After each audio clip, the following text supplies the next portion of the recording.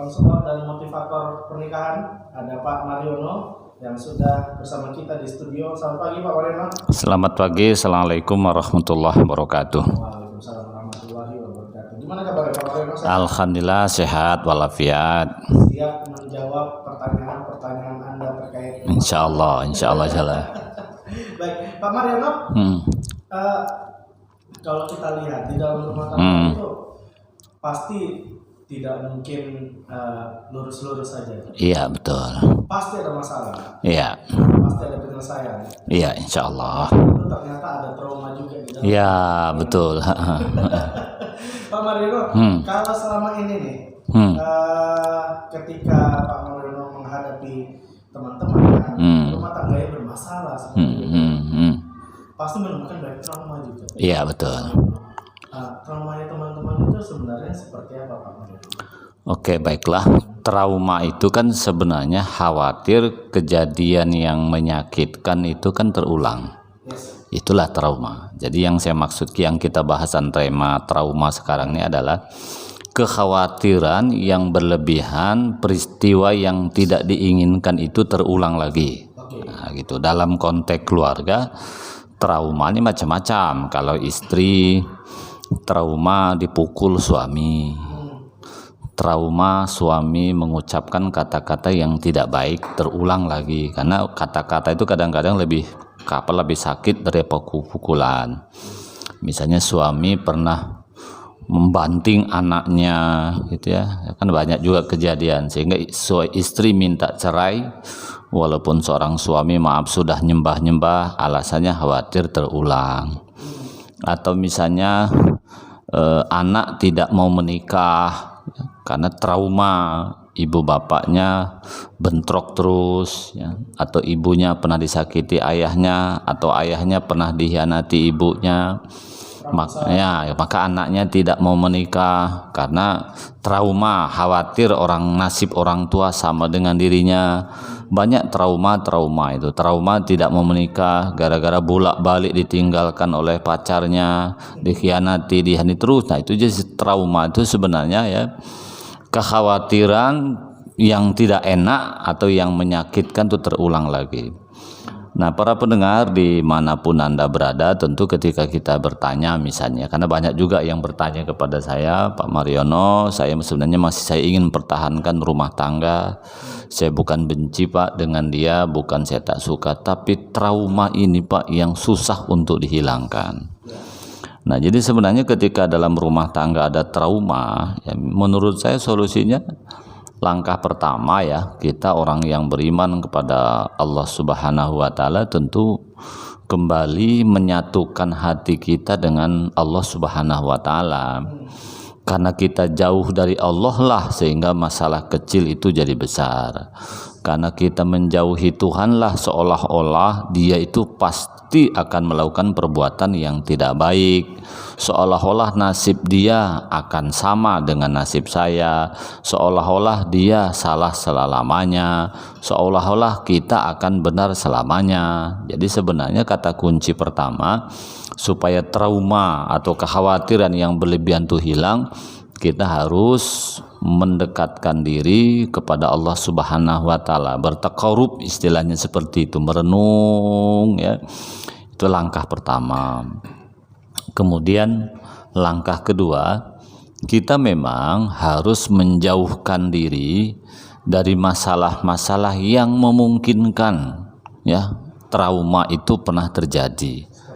Ya contohnya begini, kenapa sih orang tua kita dulu pernah melakukan katakanlah KDRT suami istri, mungkin faktor ekonomi, faktor segala macam itu kan, maka kita harus jauh dari orang tua, jangan dekat dari orang tua gitu. Karena kalau dekat dengan orang tua, bayangan kita akan terulang kembali. Jadi menjauhkan diri sebagai pemicu masalahnya itu. Nah kalau misalnya kan banyak bukti kita di kendaraan ya, misalnya kita pernah kecelakaan naik sebuah mobil gitu ya, makanya kadang-kadang mobil ini dijual saja. Nah, sehingga banyak informasi ini mobil banyak hantu. Mana ada mobil banyak hantu itu kan.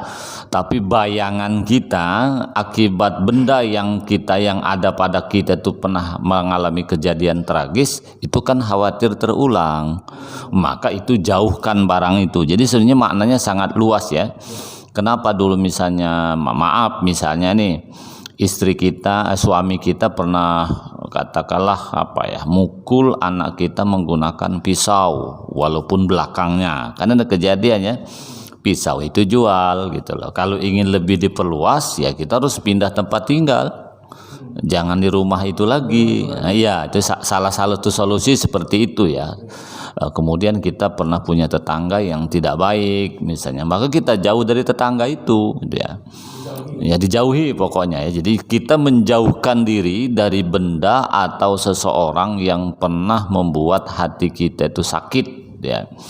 Kemudian langkah ketiga sebenarnya ya, pasangan kita betul-betul harus dikontrol atau harus diawasi atau harus dikendalikan oleh orang-orang yang menurut kita bisa dipercaya. Salah satu contoh begini, suami kita ini misalnya temperamen, masih mukul saja. Nah, maka kita di rumah supaya tidak trauma, supaya merasa kita itu aman, ya mirip-mirip security lah, perlu ada. Security itu maksud saya misalnya kita punya adik, kita dibawa dari kampung ke Batam, sehingga ketika kita merasa suami kita mengganggu lagi, kita ini ada penolong begitu. Jadi memang solusinya harus seperti itu. Misalnya kan banyak istri takut suami mukul ulang, belum tentu itu kan hanya perasaan. Maka di rumah itu jangan hanya kita berdua, harus ada orang lain. Ya sebenarnya belum tentu nahan juga, tapi minimal kita tidak sendiri. Sama dengan begini, kita takut pergi ke kuburan. Ya kenapa? Karena sendiri.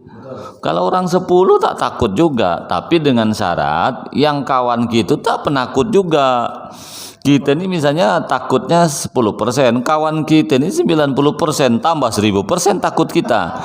Nah maksud saya kalau nak berkawan ya jangan pula berkawan dengan orang yang trauma. Itu maksud saya. Jadi intinya kita merasa ada tempat melindungi kita. Melindungi ada dua ya, melindungi fisik juga melindungi fisikisnya. Makanya jangan kita ini curhat kepada orang yang salah. Contoh, saya misalnya memiliki suami yang tak baik, suka mukul, suka selingkuh. Nah sementara istri kita berkawan pula dengan seorang wanita yang kebetulan suaminya memiliki kelakuan yang sama dengan suaminya, itu trauma tambah bertambah itu. Jadi iya, jadi maksud saya yang kawan itu, kawan itu ada dua, kawan bisa mengawani fisiknya, artinya mengawani kita kemanapun kita pergi. Yang kedua, hati kita ini ada tempat curhat baru. Karena kalau curhat dengan suami, mungkin kan ada masalah tersendiri. Maklumlah ada trauma, perlu ada tempat curhat lain. Tempat curhat lain itu ya pastikan satu, secara hukum itu dibolehkan. Yang secara hukum dibolehkan itu tahkim. Tahkim itu keluarga kedua belah pihak. Makanya kalau istri kita trauma atau kita trauma, perlu ada keluarga di rumah kita. Itu salah satu solusinya, karena keluarga memang dibolehkan. Yang kedua tentu tahkim atau mediator dari pemerintah. Salah satu contohnya adalah saya. Ini sebenarnya dalam rangka memberikan motivasi, dan ini kan juga tidak lama. Menurut saya 3 poin itu yang paling pokok ya. Tapi tentu penyelesaiannya beda-beda tergantung jenis traumanya. Kan trauma itu malas nikah lagi. Kenapa? Karena takut kelakuan suami saya sama aja dengan suami saya yang pertama. Nah, ya makanya kan perlu ada tempat curhat baru supaya memberikan. Begitu juga seorang istri, seorang suami. Ada juga seorang suami ini trauma karena istrinya selingkuh misalnya. Memang laki-laki beda ya, memang entah egois entah apa gitu ya. Kalau laki-laki selingkuh seolah biasa saja. Artinya gini, seorang wanita lebih mudah menerima suaminya walaupun selingkuh. Berbeda dengan seorang laki-laki, ketika istrinya selingkuh, itu rasanya kurang nerima. Bahkan yang lebih tragis, lebih memilih cerai, tidak perlu nikah ulang karena khawatir disakiti yang sama. Padahal kan belum tentu orangnya kan. Saya kira itu, mungkin ada yang belum paham, nanti silahkan bertanya. Pak Mariano, Ya. kalau kita lihat ini kan trauma ini kan beda-beda. Juga ada yang dalam tahapan tidak bisa hampir tidak bisa dihilangkan seperti itu Pak Mariano. Apa ada jalan lain jika hal tersebut terjadi demikian? Menurut saya tidak ada penyakit yang tak bisa disembuhkan ya. Penyakit yang paling berbahaya ini kan karena dua menurut saya. Satu kan makanan, yang kedua karena hati, perasaan. Nah, jadi supaya saya kembalikan ke situ sebenarnya, supaya trauma kita itu hilang, satu makanan yang cukup. Ya makan harus cukup juga. Lo makan pun lapar, trauma berlebihan itu. Yang kedua, hati kita memang harus menyatu dengan Allah Subhanahu wa taala. Kenapa trauma itu susah dalam pikiran kita? Karena kita merasa dunia adalah tujuan. Kita merasa alam jagat raya itu adalah impian.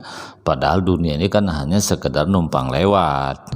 Tempat kita yang sesungguhnya bukan di dunia ini. Tempat kita yang sesungguhnya kan di akhirat. Kita ini kan dunia ini kan hanya merantau. Karena kakek nenek kita dulu yang Nabi Adam itu. Maka kita telemparlah ke dunia ini. Nanti kita akan pulang kampung. Ya, kampung kita adalah sorga insya Allah. Tapi apakah kita sampai ke kampung? Ya insya Allah sampai. Nah, kalau kita menyatu dengan Allah Subhanahu wa taala kan jelas kalau hidup ini mendapatkan musibah seperti mengalami kejadian tragis trauma itu ya, maka kita akan mendapatkan pahala dengan catatan sabar. Kalau kita mendapatkan rezeki harus bersyukur, tidak sombong. Sebenarnya trauma itu akan selalu berhantui kita. Satu ya kurangnya pengetahuan ya. Yang kedua kurangnya bersyukur. Yang ketiga memang jauh dari Allah Subhanahu wa taala. Saya kira itu. Trauma paling berat itu seperti apa Pak? Trauma yang sangat susah dihilangkan ya, yang menjadikan kita ketakutan berlebihan ya, itu KDRT, yang menjadikan kadang-kadang malam ngigau gitu ya. Itu satu. Nah, kan banyak trauma tuh sampai menyebabkan mirip-mirip gila itu ya. Nah, ada yang kedua, trauma itu biasanya yang paling menyakitkan itu ya omongan yang menyakitkan dari orang lain.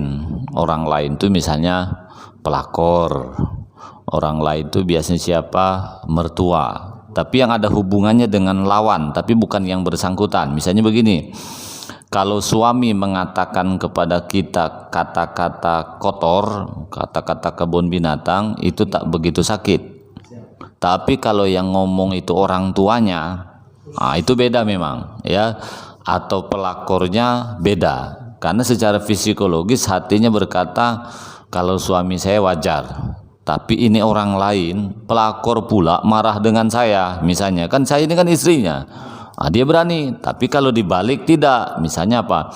Pelakor dilabrak istrinya, itu umumnya pelakor tidak akan trauma karena tahu dirinya benar salah, gitu kan? Tapi kalau istri dilabrak pelakor itu traumanya beda. Itu kan? Ini fakta yang menghadap saya yang seperti itu. Nah, kemudian yang ketiga, tentu trauma yang agak berat itu tadi kan sudah saya singgung di awal. Ketika istrinya nyata-nyata selingkuh, suaminya itu baik. Sebenarnya trauma itu karena merasa baik, merasa setia, merasa sudah berbuat maksimal, dia kok kurang ajar juga. Itu trauma. Contoh nih, kalau suami selama ini pemabuk, kurang ajar, pezina, misalnya kan, istri memang kerjaannya tiba-tiba tak baik, itu umumnya trauma itu tidak terjadi karena sama-sama tak betul. Yang menjadikan trauma, kita sudah berusaha maksimal, sudah sebaik-baiknya, dia tak mau juga menghargai. Memang trauma itu akan muncul juga. Seperti itulah kira-kira. Makanya ketika kita punya pasangan trauma ya harus bersyukur juga sebenarnya ya, karena itu menunjukkan dia baik. Nah, kalau kita kurang ajar, dia tak trauma juga, jangan-jangan dia pun tak betul juga sebenarnya. Penyelesaiannya seperti apa, Bu?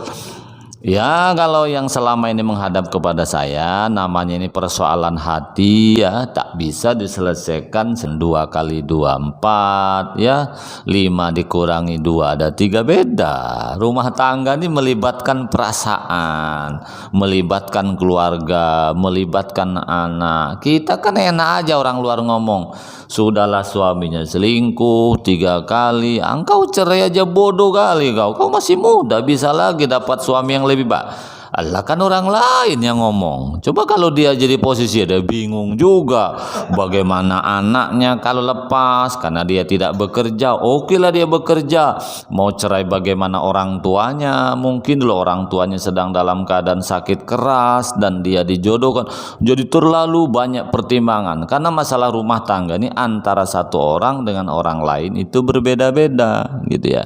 Kemudian kalau cerai bagaimana nanti pangkat saya tidak naik gitu kan. Sebab banyak sekali kalau pejabat itu, terutama dari teman-teman kepolisian, kejaksaan, terutama yang sifatnya penegak